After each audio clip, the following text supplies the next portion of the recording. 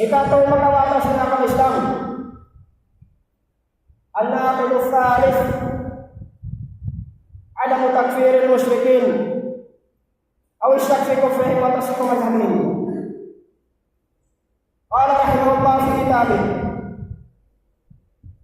man lam yukaffir al-musyrikin aw shakka fi kufrihim aw sahhaha madhhabahum fa huwa kafir. Ikato, mari kita jumpa ikato makawata sila ng Islam. Ini namin isiyo-isiyo lang na. In mayroon niya yakfir. Yung mga sila magsisirik. Way niya yan yung mga ito magsisirik. At iniwairon siya kumakan. Yung mga ito magsisirik, yung sila yung musyrik. Yung sila yung kafir. At ang nagduwarwa siya. Nagduwarwa siya. Di siya mamung kafir siya. At awalong na teorik niya yan.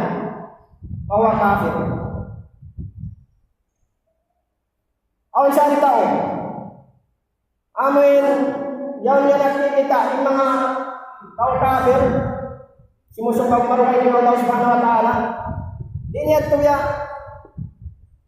Di niya namalaan sa atin niya.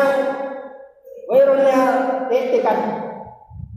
Mayroon niya itikan in hinangyong sirik. In hinangyong sirik, sa tayo nakahinangyong magsisirik. Kafir. Kaya nasisimumba kan Nabi Isa. Mga Kristiyan daw kanya. Ang mga magyan mga Muslim, atin yan kung saan sila lang kafir. Kung sila kafir, sila lang biara kato. Atau biara si Yahudi, biara si Hindus. Nah, atau nagduwarwa siya. Nagduwarwa siya. Para kalalong sa mga kafir. Atau akan man teorik niya. Hindi sila lang kafir. Inaakaman nila lang korek na isa. Na kafir isa siya kaya kanila. Kafir na isa. Matawag magka-encounter na ito diyan pagkala.